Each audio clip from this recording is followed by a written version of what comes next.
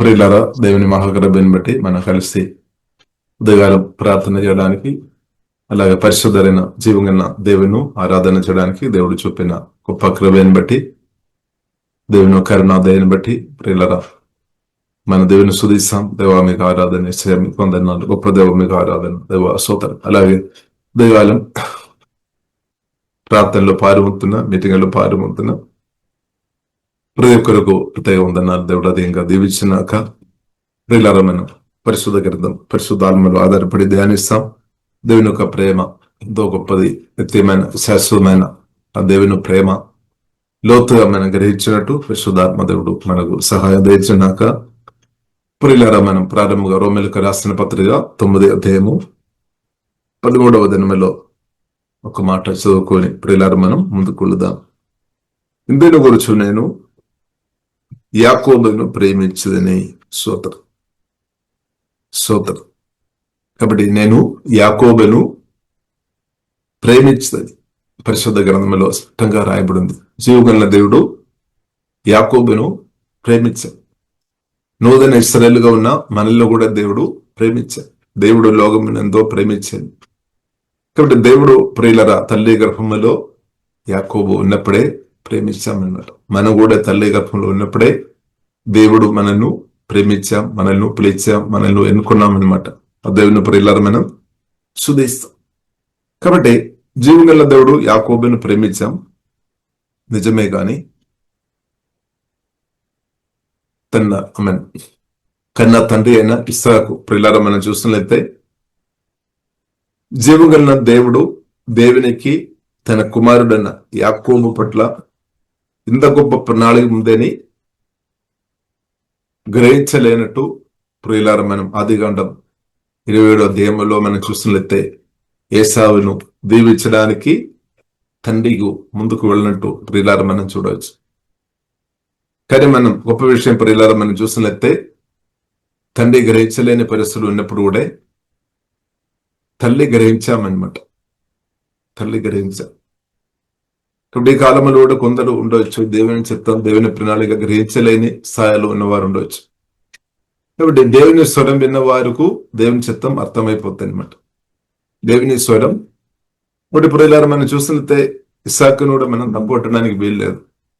ఇస్సాకు కూడా ప్రియులారా మనం చూసినట్లయితే జీవగన్న దేవునితో చాలా సంబంధం కలిగిన వ్యక్తి, దేవుని స్వరం విన్న వ్యక్తి, దేవునితో మాట్లాడే అనుభవం కలిగిన వ్యక్తి అయినప్పుడు కూడా చిన్న కుమారుడు యాకోబు పట్ల గొప్ప హల్లెలూయా ప్రణాళిక పరలోక తండ్రికి ఉన్నామని గ్రహింపు ప్రియులారా మనం చూసినట్లయితే దేవుని స్వరం వలన రిబేకా ఇంకా కొద్ది కూడా ప్రియులారా ముందుకొళ్ళినట్టు ప్రియులారా మనం చూడవచ్చు. ఏదైనప్పుడు కూడా ప్రియులారా మనం చూసినట్లయితే దేవుడు యాకోబును ఎంతో ప్రేమించాను. కాబట్టి దేవుని యాకోబు మీదే రావాలి కదా, రావాలి. కాబట్టి ప్రియులారా మనం చూసినట్లయితే యాకోబును దేవుడు ఎంతో ప్రేమించాను.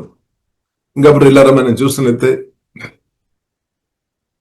తన సొంతం అన్న అంటే యేసయ్య కూడా దేవుడు ప్రేమించిన యాకోబును చంపాలని ఆలోచన కలిగి ఉన్నట్టు పరిశుద్ధ గ్రంథం మనకు నేర్పిస్తుంది. దేవుడు యాకోబును ప్రేమించాడు నిజమే. కాబట్టి తండ్రి ఏమో దీవెన ఏసావుకు ఇవ్వడానికి సిద్ధంగా ఉన్నట్టున్నాయి. అలాగే ప్రియులారా మనం చూసినట్లయితే ఏసావు అన్న కూడా దేవుని చేత ప్రేమించబడిన యాకోబును చంపాలని అనుకున్నాం. కారణం ఏంటిది? అన్న కోరిన ఆశీర్వాదం పొందలేని స్థాయిలో ఉన్నప్పుడు ప్రియుల కోపం ఇచ్చింది అనమాట. కోపం ఇచ్చింది, యాకోబు మీద కోపం ఇచ్చింది. కాబట్టి ప్రియులారా మనం చూడొచ్చు చంపాలని ఆలోచన వచ్చాయి. కానీ పరిశుద్ధ గ్రంథం మనకు నేర్పిస్తుంది యాకోబును దేవుడు ప్రేమించామన్నమాట. ప్రియులారా మనం చూస్తున్నది ఇంకా ప్రియులారా మనం చూసినట్లయితే లాబాను కిండిలో మనం వెళ్ళిన తర్వాత మనం చూసినట్లయితే అక్కడ కూడా ప్రియులారా మనం చూసినట్లయితే 10 సారి మోసాలు జరిగినట్టు ప్రియులారా మనం చూడవచ్చు. 10 సారి జీతం అనుభవించలేని పరిస్థితి. 10 సారి జీతం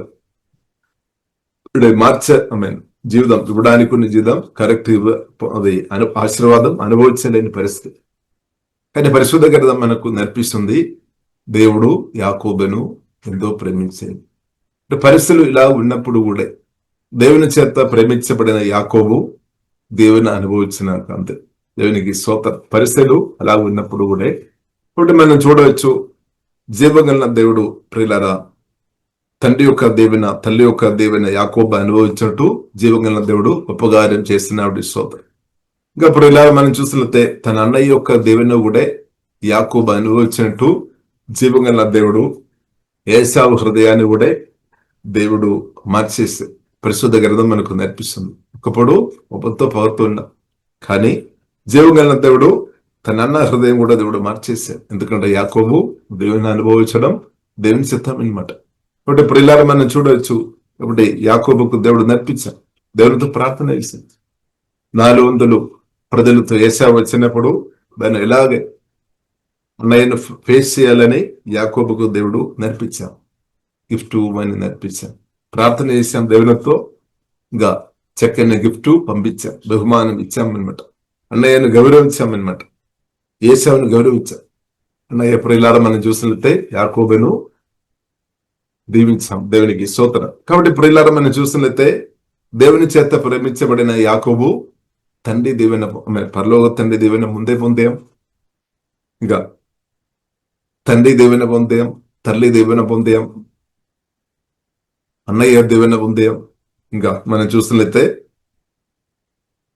మామ అంటే లాబాని ఒక దీవెన కూడా పొందాం అనమాట. లాబాని ఒక దీవెన కూడా పొందాం, జీవంగల దేవుని ఒక దీవెన పొందాం, దేవునికి స్తోత్రం.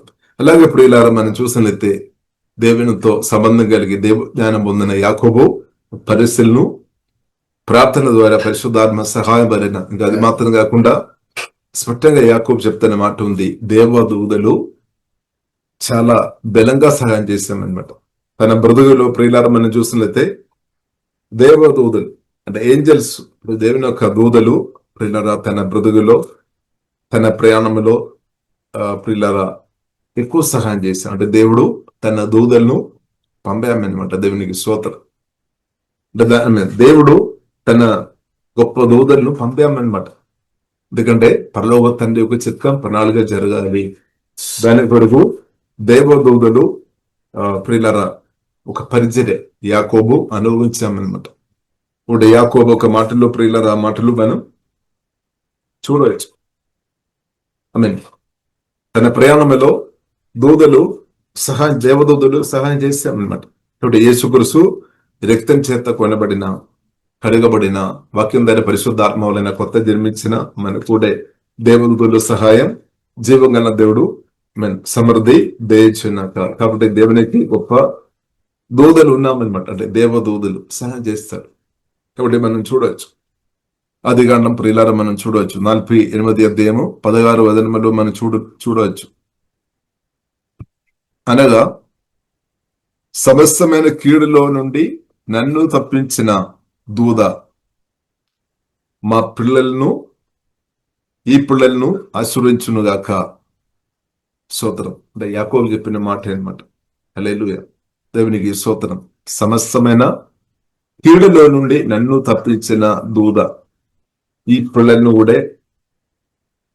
కూడా సహాయం తెచ్చిన కానీ యోసేపు పిల్లలతో యాకోబు చెప్తున్న మాట అనమాట. స్తోత్రం. కాబట్టి ప్రియులారా మనం చూసినట్లయితే పరిస్థితులు ఏదైనప్పుడు జీవగల దేవుడు అండగా ఉండే దేవదూతలు ద్వారా దేవుడు మనకు సహాయం చేస్తాడు. అంటే ఆడగాలు తొలగిస్తాడు అనమాట.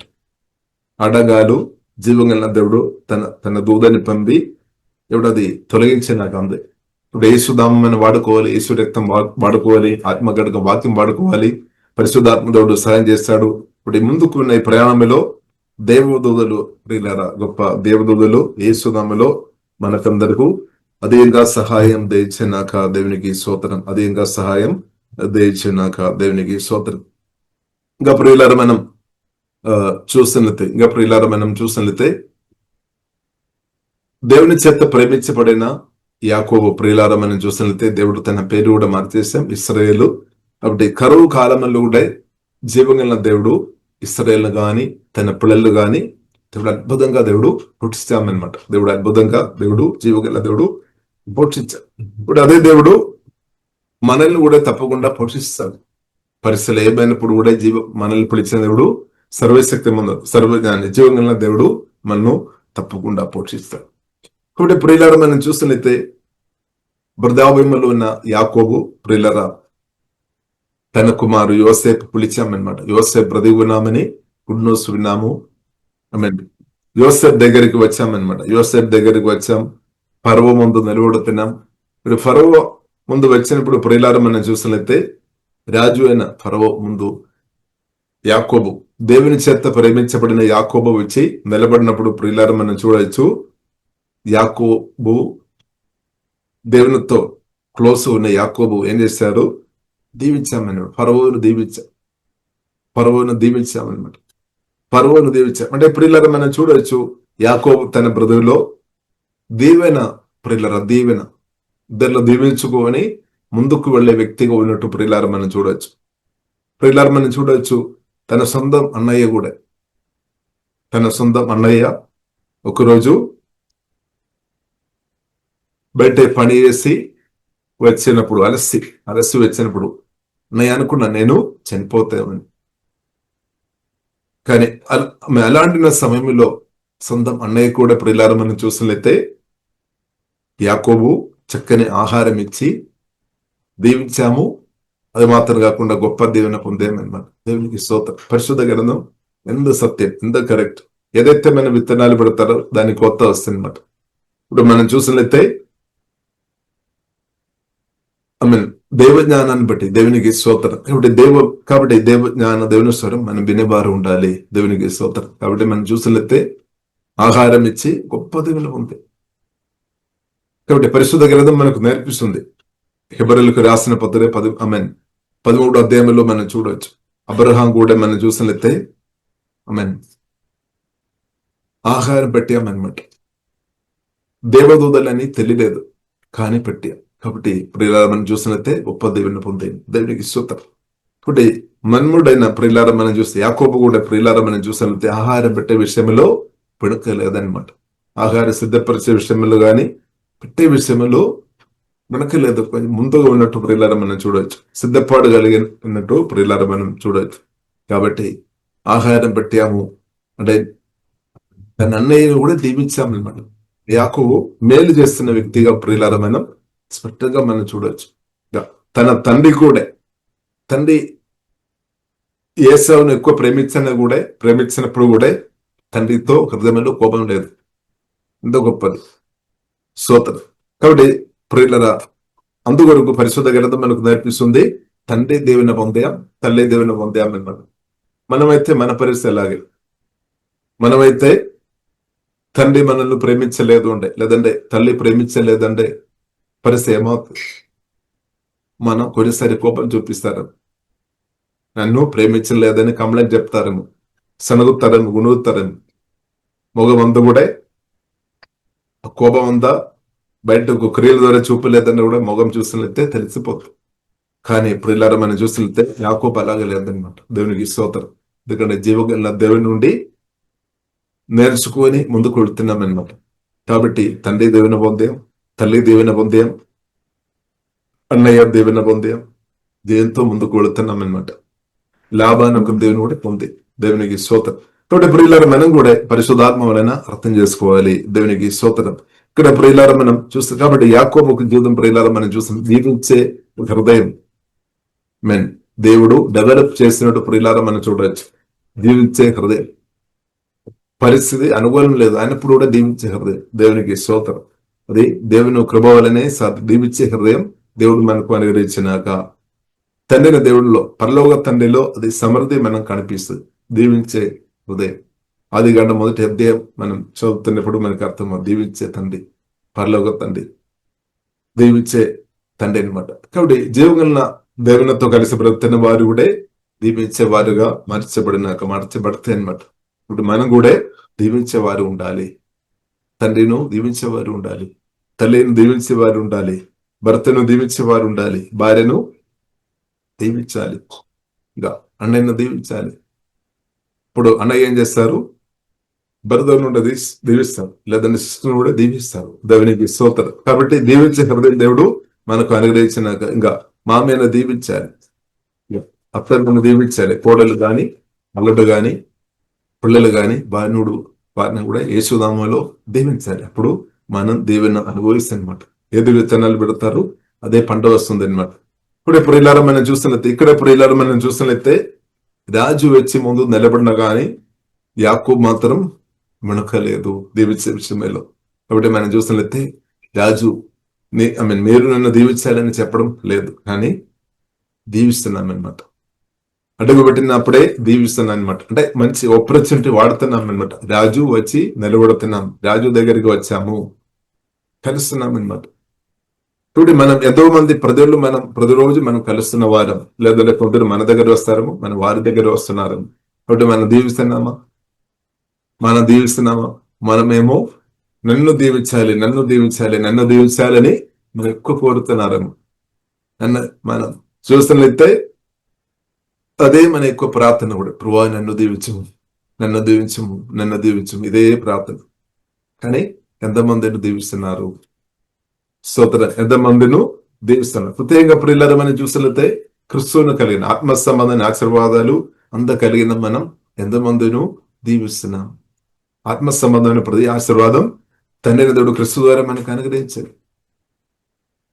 ఇంత గొప్ప దీవెన పొందిన మనం ఎంతమందిను మనం దీవిస్తున్నాం. కానీ మనం ప్రార్థన అనేది ఇంకా ప్రభువా నన్ను దీవించు, ఇంకా ప్రభువా నన్ను దీవించు, ఇదే ప్రార్థన. ఇప్పుడు తండ్రి దేవుడు శ్రేష్టమైన క్రిస్తువును మనకు అనుగ్రహించి ఆత్మ సంబంధమైన ప్రతి ఆశీర్వాదాలు మనకు అనుగ్రహించని సత్యం గ్రేపు లోతుగా దేవుడు మనకు అనుగ్రహించినాక ఇప్పుడు యాకోబుకు సత్యం తెలుసు అనమాట. అంటే నేను దీవించబడిన వ్యక్తి, అబ్రహాం ఒక దీవెన, ఇస్సాకు దీవెన, తండ్రి కుమార తండ్రి అయిన జీవగల దేవుని ఒక దీవెన, తల్లిదండ్రుల దీవెన నా మీద ఉంది అని యాకోబుకు తెలుసు. దేవునికి స్తోత్రం. గ్రేపు ఉంది అనమాట. ఒకటి నూతన నిబంధనలు ఉన్న మనం గ్రేపు దేవుడు దయచిన గ్రహింపు రావాలి, సత్యమైన అర్థం చేసుకోవాలి. మనం కూడా తండ్రిన దేవుడు మనల్ని కూడా దీవించామన్నమాట. దీవెన పొందిన మనం ఏం చేసుకోవాలి? దీవెన రిలీజ్ ఇతరులు దీవించేవారు ఉండాలి. ఆ విషయంలో పిసినెత్తనం చూపవద్దు. మనం పిసినెత్తనంతో ఉన్నామేమో. కాబట్టి యాకోబు అని చూసినట్లయితే వెళుతున్న దారి అంతా కూడా దీవించుకోవాలి, ముందుకు వెళ్తాను. కాబట్టి దీవెన అనుభవిస్తుంది, దీవెన వెంబడిస్తుంది అనమాట. అదే దావీదు కూడా చెప్తున్నా, కరుణా కటాక్షములు నన్ను వెంబడించినాక. కాబట్టి ప్రియులను మనం దీవిస్తాం. నూతన నిబంధన భక్తులు ప్రత్యేకమైన స్పెషల్ గా నూతన సృష్టిగా మనం దీవించడానికి కొరకు దేవుడు ఎన్నుకున్నాం. దేవుని అనుభవించడానికి కొరకు, దీవించడానికి కొరకు. కాబట్టి మనం దీవించడం పరిశుద్ధాత్మ వలన నేర్చుకోవాలి. దీవించడం మనం నేర్చుకోవాలి. కాబట్టి ఫరోని కూడా దీవిస్తాను, ఫరోని కూడా దీవిస్తాం. కాబట్టి మనమైతే ఇలాగ అనుకున్నారు. మనమైతే ఫరో గొప్ప రాజు, చాలా ఆస్తిపాస్తులు కలిగిన వ్యక్తి, కోళ్ళు, బిలియన్స్, ట్రిలియన్స్, అందరు డబ్బు కలిగిన వ్యక్తి. నేను చిన్న వ్యక్తి, నేను ఎలాగ దీవించాలి? నేను అప్పుడును అర్హుడు లేదు, అర్హత లేదు, అయోగ్యత లేదు. అంటే మనం అయితే ఇలాగ ఆమె అనుకున్నారు, నేను చిన్నవాడను, నాకు ఏమి లేదు, అస్థిపాస్తులు లేదు, డబ్బు లేదు, బంగారం వెండి ఏం లేదు. ఇదే మన ఆలోచన ఇంకా. కాబట్టి ఇప్పుడు మనం చేంజ్ చేయాలి, మనం అర్థం చేసుకోవాలి. గొప్ప జీవంగల దేవుని మనం కలిగి ఉన్నాము. గొప్ప జీవంగల దేవుని చేత మనం దీవించబడిన వ్యక్తి, ఇది మనం గ్రహించాలి. ఈ సత్యం మనం అర్థం చేసుకోవాలి. కానీ నాకేం లేదు అని అనుకోండి ఉంటే అలాగేనే బ్రదత్ అనమాట. కాబట్టి యాకోబుకు తెలుసు ఆశీర్వాదం ఉంది. తన జీవగల దేవుడు తోడున్నాడు, ఆశీర్వాదపూర్ణమైన జీవగల దేవుడు ఉన్నాడు. కాబట్టి నేను దీవించాలి ఈ వ్యక్తిను. అంటే దానికి అర్థం రాజు కంటే గొప్ప స్థాయిలో తన్ను దేవుడు నిలబెట్టిన సత్యం గ్రహించామన్నమాట. లేదంటే అది సాధ్యం కాదు. ఆ మాట పలకాలి అని రాదు. మనం అర్థం చేసుకోవాలి. జీవగల దేవుని చేత మనం దీవించబడిన వారం, మనం దీవించేవారు ఉండాలి అనమాట. కాబట్టి యాకోబు ప్రియులారా మనం దీవించినట్టు ప్రియులారా మనం చూడవచ్చు. కాబట్టి మనం కూడా నేర్చుకోవాలి. ఇప్పుడు మనం దేవుని కుమార్తెని అర్థం చేసుకోవాలి. కాబట్టి దేవుని కుమార్తె ఉన్న మనం ఇద్దరిని దీవించేవారు ఉండాలి. బెల్లు స్టాండర్డ్ ప్రకారం ఉన్న వారి గొప్ప స్థాయి చూసుకొని నేను చిన్నవాడని ఒకవేళ మీరు అనుకున్నారని, తర్వాత ఏడ్చుకొని ఉన్నారని, వరల్డ్ స్టాండర్డ్ ప్రకారం వారిని ఎక్కువ దీవించామని, స్పిరిచువల్ స్టాండర్డ్ ప్రకారమైన గొప్ప ఆశీర్వాదం గొప్పదని అర్థం చేసుకోకుండా మన ఏడ్చున్న స్థాయిలో కొందరు ఉన్నారేమో. మారుమనస్సు పొందాలి, సత్యం అర్థం చేసుకోవాలి. కాబట్టి ఆత్మ సంబంధ దీవెన వరల్డ్ స్టాండర్డ్ ప్రకారం ఉన్న ఆశీర్వాదం కంటే ఇంకా చాలా గొప్పది అనమాట. చాలా చాలా గొప్పది. కాబట్టి యాకోబది సత్యం తెలుసుకున్నాం అనమాట. అందుకొరకు ధైర్యం ఉన్నాం అనమాట. దీవించడానికి ధైర్యం ఉన్నాం. సరే, అలాగా ప్రియులారా మనం చూసినట్టే దీవించినప్పుడు ప్రియులారా ఫరో కూడా మాట్లాడుతున్నాం. నీ సంవత్సరం నీకు వయసు ఎంత అని అడుగుతున్నాం అనమాట. నీకు వయసు ఎంత అని అడుగుతుంది. అప్పుడు యాకోబు చెప్తున్న మాట ప్రియులారా మనం చూసినట్లయితే ఆదికాండము 47:8 ఫరో నీవు జీవించిన సంవత్సరములెన్ని అని యాకోబును అడిగినందుకు యాకోబు నేను యాత్ర చేసిన సంవత్సరములు 130, నేను జీవించిన సంవత్సరములు కొంచెము గాను దుఃఖసహితమైనవిగా ఉన్నవి. అవి నా పితరులు యాత్ర చేసిన దినముల్లో వారు జీవించిన సంవత్సరములన్నీ కాలేదని ఫరోతో చెప్పాను. చెప్పిన తర్వాత ఇంకా ఫరోను దీవించి ఫరో ఎదుటి నుండి వెళ్ళిపోయాను. కాబట్టి దీవెని రిలీజ్ చేసిన తర్వాత వెళ్ళిపోవచ్చున్నప్పుడు దీవెని వెంబడిస్తే అనమాట. కాబట్టి దీవించిన వ్యక్తులకు ధైర్యం ఉంది అనమాట. వారు దీవించబడతాయి అనమాట. కాబట్టి ఇక్కడ చేత దేవుడు మనం కాబట్టి మనం దీవించే మనసు దేవుడు అనుగ్రహించినాక దేవుని ప్రేమతో నింపబడిన వారికే అది సాధే. ఇప్పుడు ప్రియులారా మనం చూసి నేను యాత్ర చేసిన సంవత్సరములు 120 చూడండి.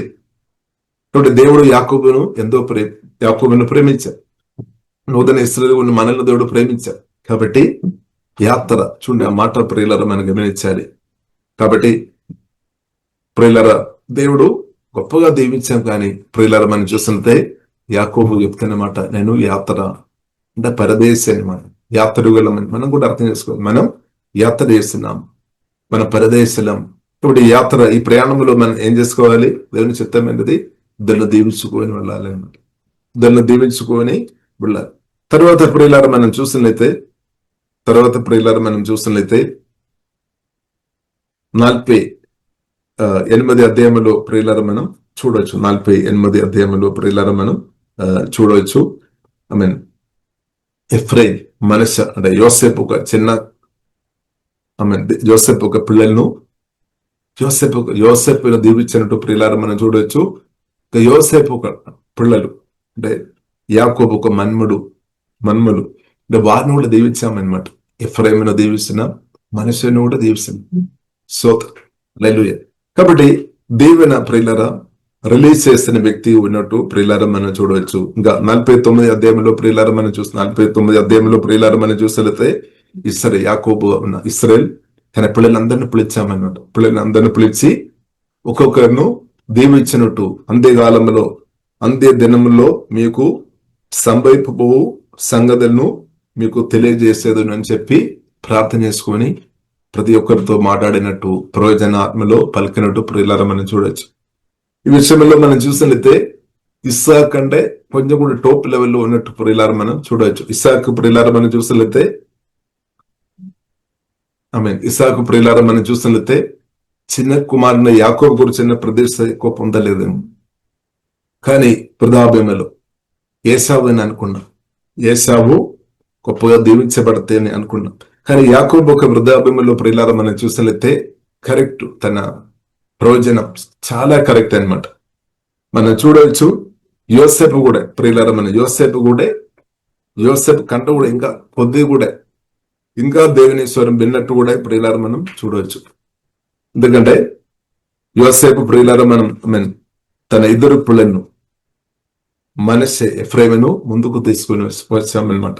కాబట్టి ప్రియులారా మనం చూసినట్లయితే ఇశ్రాయేల్ యాకోబు తన కుడి చేతితో ఎఫ్రైమును దీవిస్తున్న, ఎడమ చేతితో మనస్సును దీవిస్తున్న. ఇప్పుడు యోసేపు ఒక సలహా చెప్తున్నా అనమాట. తండ్రి అలాగే చేయవద్దు, నీ కుడి చేయి మనస్సు మీద పెట్టాలి. ఎందుకంటే మనసే జ్యేష్ఠుడు, ఎఫ్రైం చిన్నవాడు. ఇప్పుడు ఎడమ చేయి ఎఫ్రైం మీద పెట్టమని చెప్పిన కానీ తండ్రి ఒప్పుకోలేదన్నమాట. ఇప్పుడు యాకోబు నాకు తెలుసు బాబుగా నాకు తెలుసు అంటే దానికి అర్థం దేవునితో క్లోజ్ ఉన్నామన్నమాట. తన వృధాభంలో కూడా దేవుని స్వరం చాలా క్లియర్ గా విన్నామన్నమాట. చిన్నప్పుడు మాత్రం కాదు, తన వృధాభంలో కూడా ప్రియులారని చూసితే డిస్టర్నింగ్ స్పిరిట్ అంటే చాలా క్లారిటీ ఉన్నామన్నమాట. అంత దేవునితో చాలా క్లోజ్ ఉన్నామన్నమాట. యోసేపు ఆ విషయంలో ప్రియులరా కొద్దిగా అంటే తన బుద్ధి వాడుకున్నాం అనమాట. కానీ యోసేపు అక్కడ కరెక్ట్ చేస్తున్నాం. యాకోబు అక్కడే సరైన దేవుని ఇస్తున్నాం అనమాట. అది మాత్రం కాకుండా 12 అంటే పిల్లలను పిలిచి అంటే ఒక్కొక్కరు కూడా కరెక్ట్ ఎవరికి ఏమి ఇవ్వాలో ఆ దేవుళ్ళు మాత్రం కరెక్ట్ ఇస్తున్నాం అనమాట. అంటే జీవగల దేవునితో అంత క్లోజ్ గా ఉన్నట్టు ప్రియులారా మనం గమనించాలి. అంటే జీవగల దేవునితో క్లోజ్ ఉండే అది మన జీవితంలో కూడా జరుగుతాయి అనమాట. మన మాటలు మన ద్వారా పరిశుద్ధాత్మ దేవుడు మాట్లాడతారు, మనల్ని దేవుడు వాడతారనమాట. ఎవరితో ఏం చెప్పాలని జీవంగా దేవుడు మనల్ని దేవుడు వాడతారు. ప్రత్యేకంగా ఉదర కాలంలో ఉన్న మనను కూడా జీవంగా దేవుడు యేసు నామములో వాడనాక. కాబట్టి ప్రియులారా మనం చూసినట్లయితే యాకోబును దేవుడు ప్రేమించారు. కాబట్టి మనం చూసిన యాకోబు దేవుని చేత దీవించబడిన వాడు ఉన్నాం. కాబట్టి రాజును దీవించినట్టు ప్రియులారా మనం చూడవచ్చు, లాభాన్ని దీవించినట్టు చూడవచ్చు.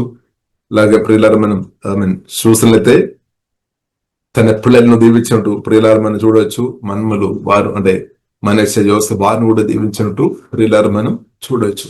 యాకోబు కోరి నేను తన అర్థం చేసుకున్నాం అనమాట.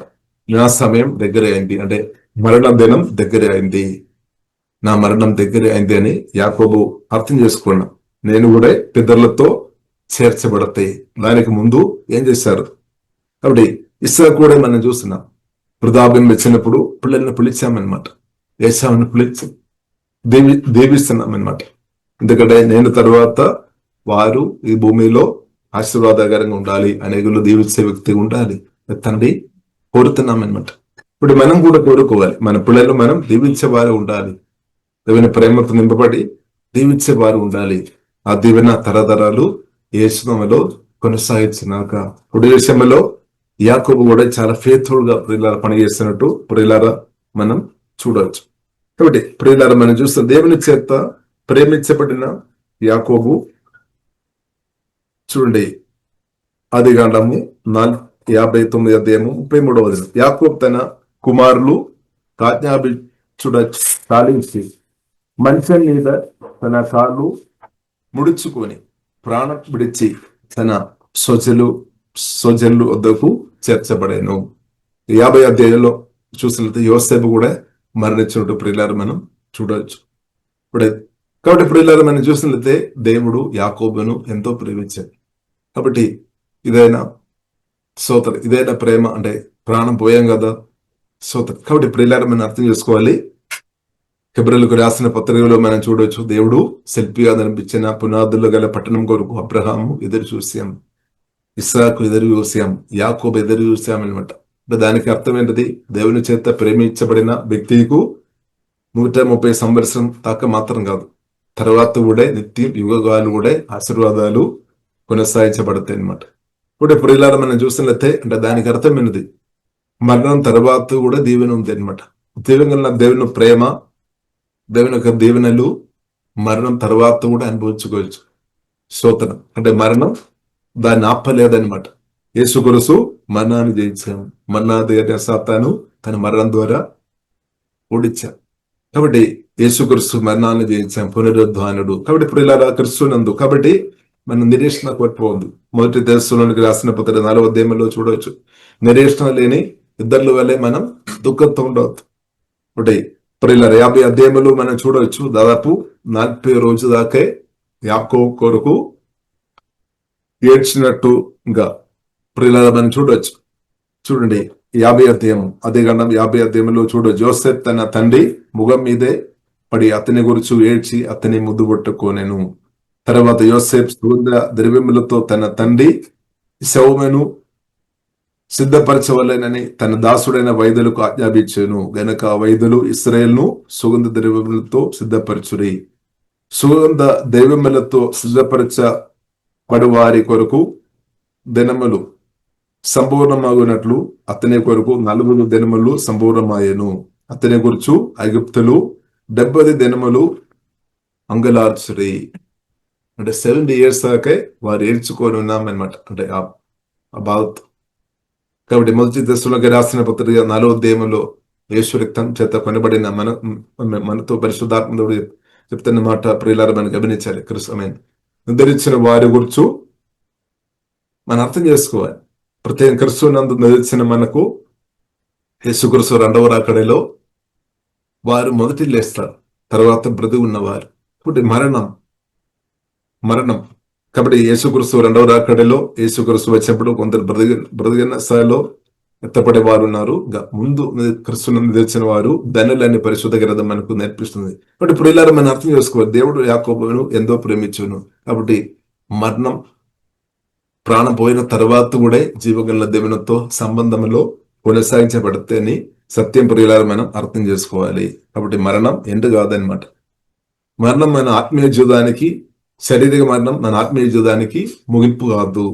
అది ఒకరికి మొదటి అధ్యాయంలో మనం చూడవచ్చు. వాక్యం ద్వారా పరిశుద్ధాత్మ వలన కొత్త జన్మించిన మన ఆత్మ వాక్యం నిత్యమైనది అనమాట. నిత్యమైన వాక్యం ద్వారా పరిశుద్ధాత్మ వలన కొత్తగా జన్మించిన మనం కూడా జీవగల దేవునితో నిత్యం బ్రతుకుతుంది. అదే యాకోబును దేవుడు ప్రేమించాడు. కాబట్టి ఆ ప్రేమ మరణాన్ని కూడా ఆపలేని ప్రేమ అన్నమాట. మరణం కూడా ఆపలేను. ఇప్పుడు ప్రియులారా మనం చూసినట్లయితే పరిశుద్ధ గ్రంథం మనకు నేర్పిస్తుంది.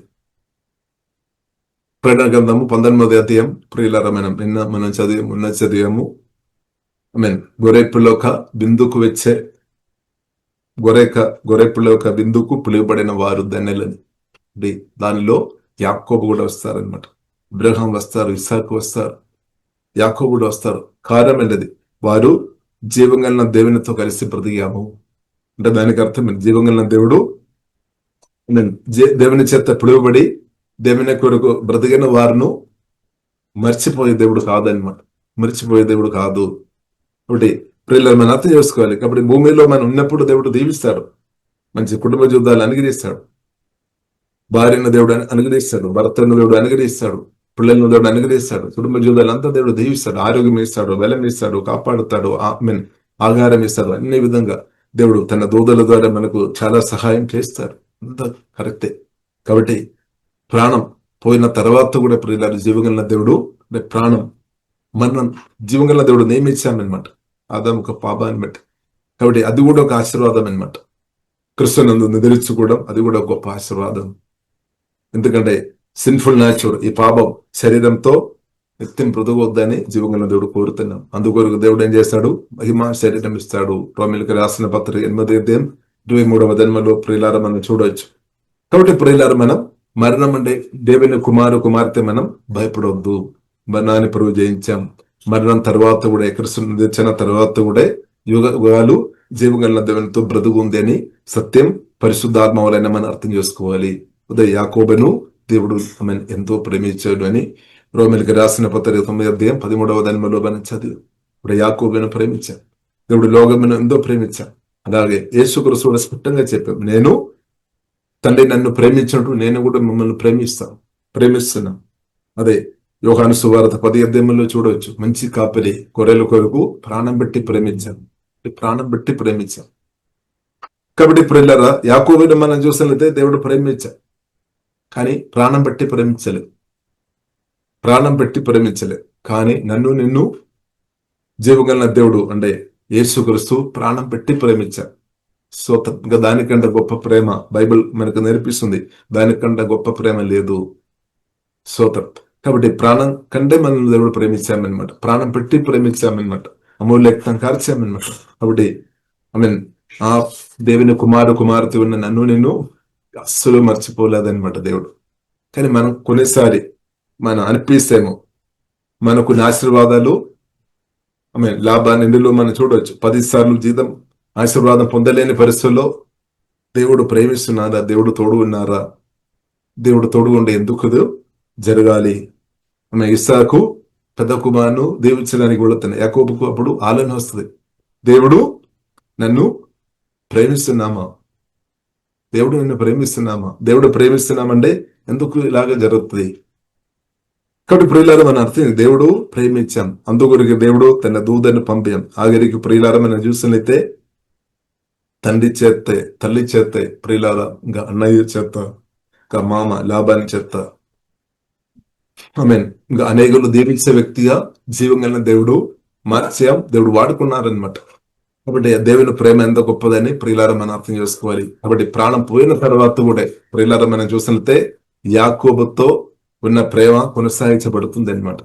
ప్రాణం పోయిన తర్వాత మనుషులు ఏం చూస్తున్నాం? ప్రాణం పోయినప్పుడు కూడా ఏమవుతుంది, అయిపోయింది అని అనుకున్నాం. కానీ క్రీస్తును ఎదిరించే వారి గురించి అలా కాదు అని సత్యం మనం అర్థం చేసుకోవాలి. జీవగల దేవుని కొడుకు బ్రదర్ వారిను దేవుడు నిత్యరోగు తండ్రి నిత్యం జ్ఞాపకం చేశాడు. నిత్యం ఆ రిలేషన్షిప్ కొనసాగించబడుతుంది.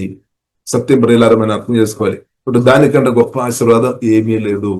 నిత్యరోగు తండ్రి కంటే గొప్ప ఆశీర్వాదం ఏమీ లేదు. పరిశుద్ధ జీవగల దేవుని కంటే గొప్ప ఆశీర్వాదం ఏమీ లేదు. ఇప్పుడు అబ్రహాము అదే పట్టుకున్నాం అనమాట. నా కుమారుడు అబ్రహాం తన కుమారుని కంటే జీవగల దేవుని గట్టే పట్టుకున్నాం, ప్రేమించాం అంతే. ఎందుకంటే అది నిత్య సహవాసం అనమాట. మరణం తర్వాత కూడా కొనసాగించే సహవాసం అనమాట. మరణం తర్వాత కూడా కొనసాగించబడతాయి అనమాట. క్రీస్తునందు మన సహవాసం కూడా అలాగే అనమాట. ఇది మరణం తర్వాత కూడా కొనసాగించబడుతుంది. మరణంతో ఎండు కాదు. అంటే మనుషులు కొందరు అలాగ అనుకున్నారేమో, అలాగ అనుకున్నారేమో, వీరును దేహమును చంపిన వారిను భయపడవద్దు అని ప్రభు చెప్పాం. అంటే మరణం ఎండు కాదు, ప్రభుకు తెలుసు అనమాట. కాబట్టి సెఫాను హతసాక్షి మార్చబడాం. యాకోబు అపోస్తలుల గారి 12వ అధ్యాయంలో హతసాక్షి మార్చబడాం. కొందరు అనుకున్నారేమో యాకోబు జీవగల దేవునితోన సహవాసం అయిపోయిందని. కాదు, జీవగల దేవునితోన సహవాసం మరణం కూడా వేరు చేయలేదు. వేరు చేయలేదు అంతే. ఎందుకంటే అది ప్రారంభించే జీవగల దేవుడు అనమాట. కాబట్టి జీవగల దేవుడు ఉన్నంతకాలం జరుగుతుంది. కాబట్టి జీవగల దేవుడును ఎవరు ఏమీ చేయలేదు. పునరుద్ధారణ క్రిస్తువును ఎవరు ఏమీ చేయలేదు. సమాధి నుండి తెలియలేచిన క్రిస్తువును సాతాను ఏమీ చేయలేదు, మనుషులు ఏమీ చేయలేదు, ఎవరు చేయలేదు. కాబట్టి దేవుని చేత పిలువబడిన ప్రియులరా మనం అర్థం చేసుకోవాలి. కాబట్టి దేవుడు యాకోబును ప్రేమించాం, మనల్ని కూడా దేవుడు ప్రేమించాం. నూతన ఇశ్రాయేలు నన్ను కూడా దేవుడు ప్రేమించాం. కాబట్టి ఇది నిత్య సహవాసం అనమాట, శాశ్వతమైన సహవాసం అనమాట. దేవునికి స్తోత్రం. కాబట్టి దేవుని కుమార్తె మనం భయపడవద్దు, మరణాన్ని భయపడవద్దు అనమాట. మరణం తర్వాత కూడా జీవగల దేవునితో ఉన్న సంబంధంలో మనం కొనసాగించబడుతుంది. కాబట్టి యేసుక్రీస్తు రాకడ మనం మరణానికి ముందు ప్రవేశించినట్లయితే మనం ఎత్తబడుతుంది ఒకవేళ. కాబట్టి పరిశుద్ధ గ్రంథం ప్రియులారా మనకు నేర్పిస్తుంది, మనకు దేవుడు ఇచ్చిన కాలం కొద్ది కాలం, భూమిలో ఉన్న కొద్ది కాలం, బాధపడవద్దు. మోసే కూడా దేవుడు నేర్పించే అల్పకాలం.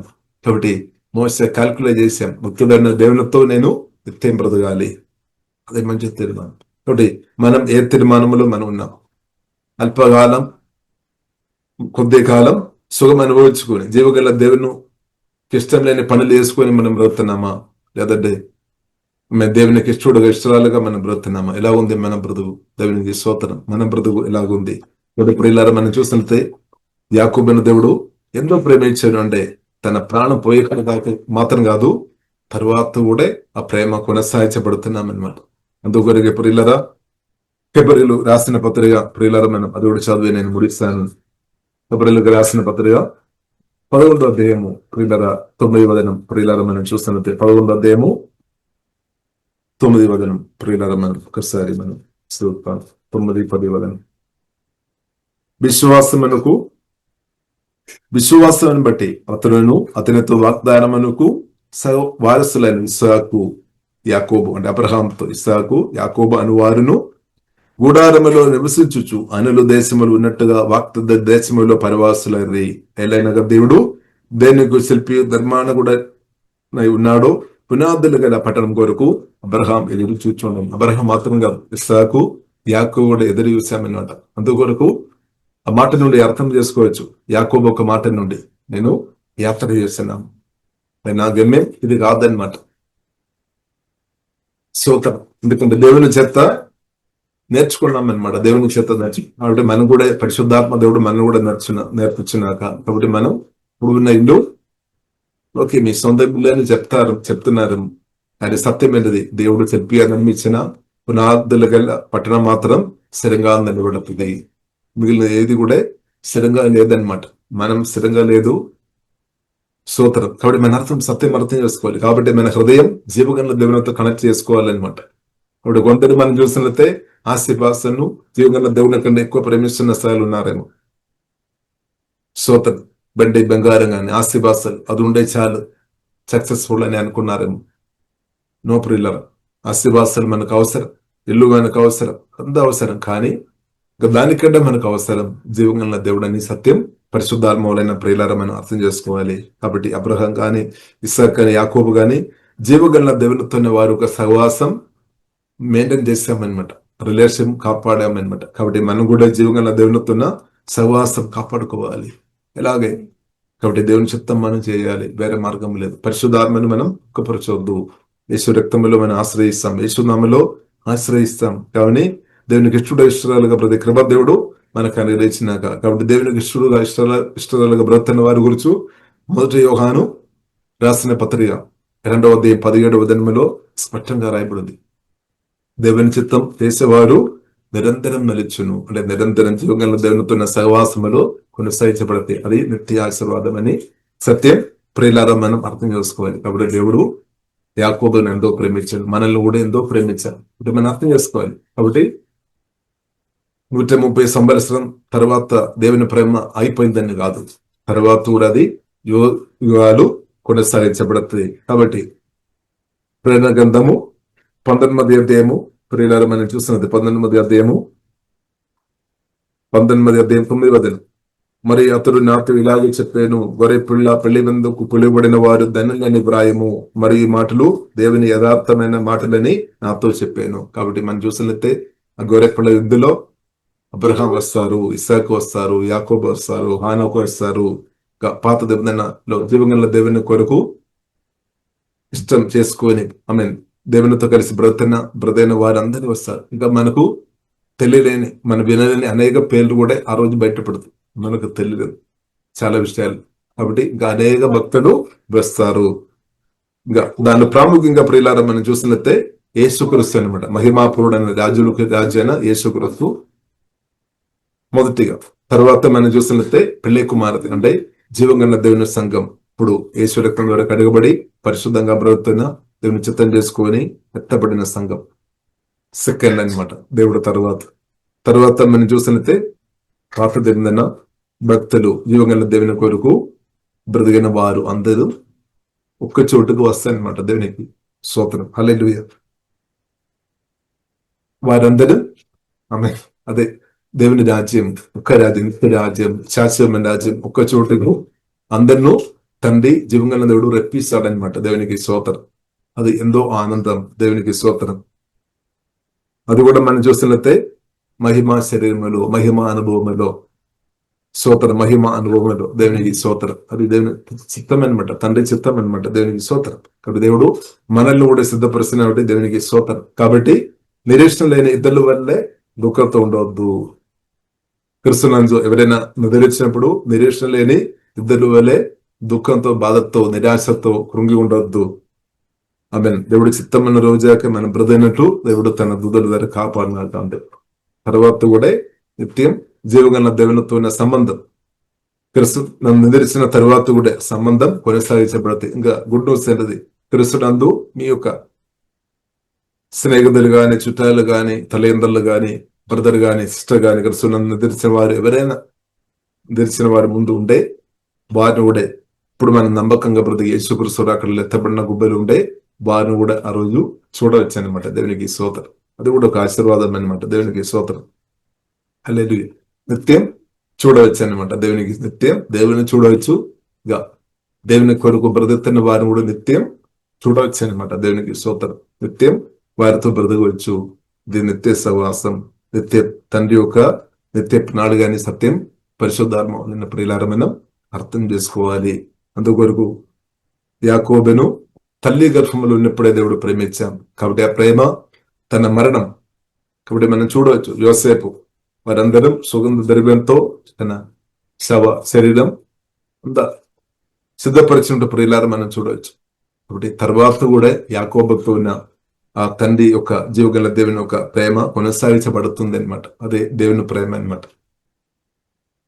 ఆమె అది అది దేవుని ప్రేమ. కాబట్టి ప్రియులారా మనం అర్థం చేసుకో, దేవుడు లోకమును ఎంతో ప్రేమించాను, దేవుడు మనను ఎంతో ప్రేమించాను. అది ఎత్తే కొనసాగించే ప్రేమ అనమాట.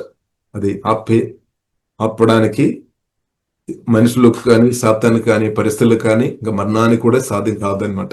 ఇది అపోస్తలుడైన పౌలు కూడా గ్రహించాం. అందుకొరకే పౌలు చెప్తున్నాం, బ్రదైన క్రీస్తు కొరకే చావైతే నష్టం కాదు, నిత్య ప్రేమలు ఇంకా కొనసాగించబడుతుంది. అందుకొరకే నాకు మేలని చెప్తున్నాం అనమాట.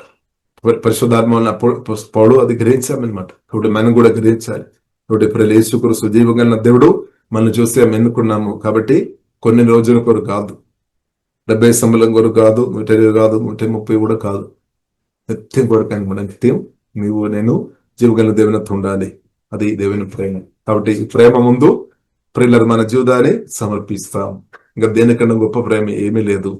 కాబట్టి ఈ జీవగల దేవుని ప్రేమ, క్షమించే ప్రేమ, కరుణ, దయ చూపే ప్రేమ, భక్తాన్ని నెరవేర్చే దేవుని ముందు ప్రియులారా మనం ఆత్మ ప్రాణ శరీరం సమర్పిస్తాం. కాబట్టి మన జీవితం ఆమె ఒక ఆరాధనగా ఉండిన ఒక జీవగల దేవునికి ఇష్టడుగా ప్రతి కృప పరిశుద్ధాత్మ దేవుడు మనకందరికీ అదేంగా దయచేనాక ఈ వాక్యం ధర దేవుడు మనను దీవించినాక ప్రియులారా మనం ప్రార్థన ఇస్తాం. పరిశుద్ధమైన మా ప్రేమ గల తండ్రి, దేవా మేము సుదేస్తున్నాం, ఆరాధిస్తున్నాం తండ్రి. థ్యాంక్ యూ హోలీ స్పిరిట్ తండ్రి, మీ గొప్ప ప్రేమని బట్టి దేవా మీకు ఆమె ఆరాధన తండ్రి. వందనాలు తండ్రి. యేసే మీకు ఆరాధన. మీ గొప్ప ప్రేమ తన లోతు గరించినట్టు పరిశుద్ధాత్మ మాకు కృప చూపుతండి. ఆత్మ కన్నులు తెరవమవుతండి, వక్కించి ఆత్మలకు మార్చమవుతండి. మరణం కంటే లోతైన యేసే మీ ప్రేమను బట్టి ఆరాధిస్తున్నాం తండ్రి. ప్రాణం కంటే మనం ప్రేమించిన తండ్రి. తండ్రి దేవా నిత్యమైన యేసే మీ ప్రేమను బట్టి మేము ఆరాధిస్తున్నాం, సుధిస్తున్నాం. Thank you father. మమ్మల్ని కూడా మీరు చూస్తున్నట్టు వందనాలు, పిలిచినట్టు వందనాలు, ఎన్నుకున్నట్టు వందనాలు తండ్రి. తండ్రి కుమారి పరిశుద్ధాత్మ త్రేగదేవా ఊళేశ్వరి వలన మీరు మాలో వచ్చినట్టు వందనాలు, మనం అందరిగా మార్చినట్టు వందనాలు, దీవించినట్టు వందనాలు, అనేలు దీవించే కృప మాకు ఇచ్చినట్టు వందనాలు తండ్రి. ఈ ప్రయాణం, ఈ యాత్ర తండ్రి, మేము కూడా యాత్రలో ఉన్నాం తండ్రి. గడిపు తండ్రి దయచేము తండ్రి. తండ్రి మేము చేరే వరకు నడిపించండి. పరలోకంలో మమ్మల్ని కూర్చుండి పెట్టిన కాబట్టి సుధీస్తున్నాం తండ్రి. క్రీస్తు ద్వారా తండ్రి సుధీస్తున్నాం. మీతో నిత్య సహవాసం వరకు మమ్మల్ని పిలిచిన మా మిత్రుడు తండ్రి పరిశుద్ధుడైన మా దేవ మేము ఆరాధిస్తున్నాం తండ్రి. వందనాలు తండ్రి. అబ్రహామును, ఇస్సాకును, యాకోబును పిలిచాం. వారు ఎంతో నమ్మకంగా ప్రతియం తండ్రి. మమ్మల్ని కూడా ఈ కాలంలో పిలిచిన దేవునికి ఆరాధన తండ్రి. మేము నమ్మకం ప్రతి కృప తండ్రి. అదిగా హోలీ స్పిరిట్ తండ్రి దయచేము తండ్రి. మీకు ఇష్టడుగా ఇష్టాలు ప్రతి కృప కుమరించమని దైవజ్ఞానం తండ్రి దయచేము తండ్రి. ఆత్మ వివేచన తండ్రి దయచేము తండ్రి. దారి తప్పిపోకుండా ఈశ్వరమైన అనుదినం తండ్రి ముందుకు వెళ్ళి కృప తండ్రి మాకు అందరికీ దేవా దయచేము తండ్రి. నిత్య రాజ్యం కూర్చున్నాను, శాశ్వత రాజ్యం కూర్చున్న నిత్యమైన ప్రభావ మీ ప్రణాళిక ఆ రెవల్యూషన్ దేవా ప్రదేశ హోలీ మాకు అందరికీ తండ్రి దయచేము తండ్రి. దేవా గరిపోతండి దయచేము తండ్రి. అనాన్ని చేసిన మా దేవా మీకు వందనాలు తండ్రి. మరణం తర్వాత కూడా కృష్ణను నిలిచిన తర్వాత కూడా నిత్యం యుగాలు మీతో ఒక బ్రతుకు ఉందేని యేసుక్రీస్తు రాకడ తర్వాత కూడా ప్రభావ మీ తర్వాత కూడా నిత్య యుగాలు మీతో ఒక బ్రతుకు ఉందని సత్యం పరిశుద్ధాత్మ దేవా లోతుగా నేర్పించు తండ్రి. మరణమ్మ ఎండు కాదని దేవా మీరు నేర్పిస్తున్నట్టు సుధీస్తున్నాం తండ్రి. వందనాలు తండ్రి. మరణ భయాలు తొలిపోయినగా ప్రాణ భయాలు, రోగ భయాలు, తిరస్కార భయాలు, మనసు భయాలు, సాతాను కూర్చున్న భయాలు ఏ సమయంలో మేము బ్రేక్ చేస్తున్నాం. దాన్ని ఏమో చేస్తే మీ నిత్య ప్రేమతో కుమరించి ఉందండి. ప్రేమ, పరిపూర్ణ ప్రేమ, భయమైన విలువటను ప్రతి విధమైన భయం తొలిపోయినాక దాని ఏమో జీసస్ ప్రతి ఒక్కరు ప్రేమతో కుమరించుందండి. నూతన అభిషేకంతో కుమరించుందండి. హోలీ స్పిరిట్ వాక్యతో దెంబవుతండి. మమ్మల్ని తండ్రి మీరు ఎన్నుకున్నట్టు వందనాలు తండ్రి. పిలిచినట్టు వందనాలు తండ్రి. అండగా తోడుగా ఉన్న చేసిన మా దేవ మీరు తోడుగున్నట్టు వందనాలు తండ్రి. తెలుసున్నది మాకు జయమిచ్చిన దేవునికి వందనాలు తండ్రి. హృదయ చోట్ల జయత నడిపించే మా దేవ మీకు ఆరాధన తండ్రి. ఒక స్తోత్రం పిలుస్తున్నాం. వాక్యం విన్న ఈ మీటింగ్ లో అందరినీ కూడా తండ్రి కుమార పరిశుద్ధాత్మ తిరేగన్నా దీవిస్తాను. ప్రతి ఒక్కరు ఆయా చోట్ల వారు దీవెనగరంగా బరుదైన అనేకలు దీవించే వ్యక్తులుగా గొప్ప అభిషేకంతో కుమ్మరించుకుందండి. ఆరోగ్యం అనుభవించినాక, దీర్ఘాయుస్ అనుభవించినాక, బలం పొందినాక తండ్రి తలగా ఉండినాక దాని ఏమో జీసస్ ప్రతి ఒక్కరిని యేసులో దీవిస్తున్నాండి. మహిమగల మీకు అభిషేకం యేసునామములో ప్రార్థన చేస్తున్నాము గొప్ప మా పరమ తండ్రి. ఆమేన్ ఆమేన్. తండ్రి అయిన దేవుని యొక్క ప్రేమ, యేసుక్రీస్తు కృప, పరిశుద్ధాత్మ దేవుని యొక్క అందరిదట సహవాసం మనం అందరికీ ప్రార్థన చేస్తున్న అన్ని విషయంతో యేసుక్రీస్తు రెండవ రాకడ దాకా ఉండిన ఆమేన్ ఆమేన్. యేసయ్య